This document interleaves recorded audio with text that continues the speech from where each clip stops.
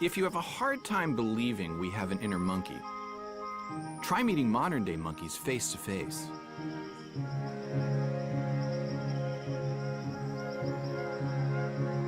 In a sense, these guys, squirrel monkeys, are our distant cousins. That is so cool.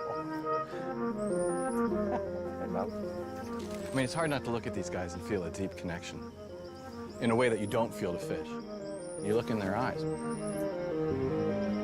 When you see their hands, you see the little nails. Now they grab this little nut, just like I'm holding it here. I mean, it's hard not to feel something powerful connecting you. But the power of that is also scientific. The power of that is in the anatomy, in the bones, and also in the fossils that show us the history we share with them. We're primates. Monkeys and apes and people. Well, we're all part of the same branch of the tree of life. And all primates differ from other mammals in having certain features that other mammals don't have. We have a certain shape to our skull, our eyes face forward. We have a particular kind of hand that can grasp. We share an evolutionary relationship with them.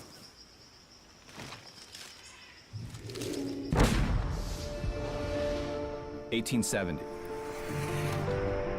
A surgeon from the Civil War has returned to his pre-war passion, hunting fossils in the Wild West. In Wyoming territory, he finds a jawbone he thinks might belong to something like a small raccoon. In fact, he's found a creature that lived some 50 million years ago and occupied a place in our family tree very close to the first primates. I've come to meet this creature called Nitharctus, and a scientist who knows every inch of its bones, Jonathan Block. This is a 50-million-year-old primate skeleton. It gives us a window straight into the world of what the earliest primates would have been doing, how they would have been interacting with their environment. Wow. That's the real this is the real deal. That is absolutely exquisite.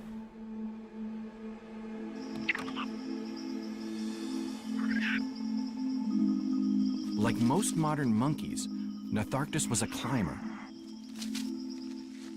adapted to life in the trees.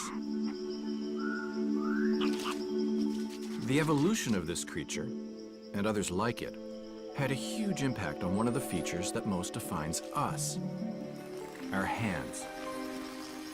One of the things that's really nice about this hand is that we do have all of the bones preserved. It's like a jigsaw puzzle. You got to put it all together to see how that. It's a three-dimensional jigsaw puzzle. To solve the puzzle of Nitharctus's hands, you have to begin even further back in time.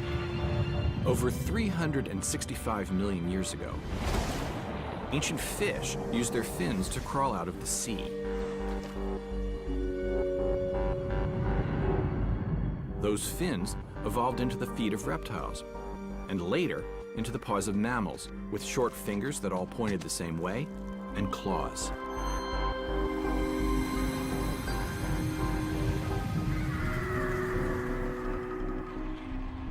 Early primates like Nitharctus took the mammalian hand to a whole new level, one that seems very familiar to us.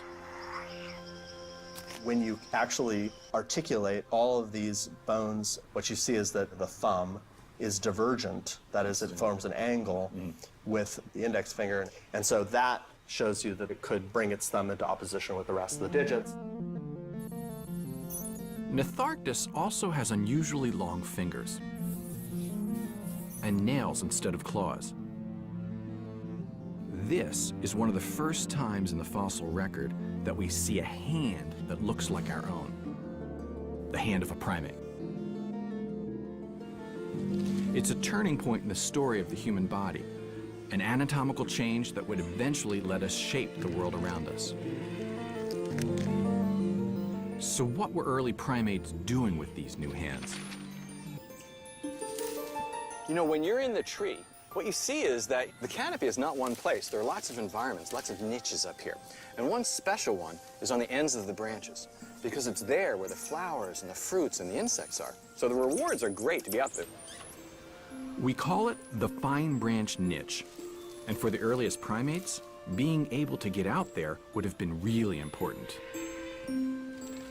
And that gives us a clue as to why their hands and feet evolved to be so different from what came before.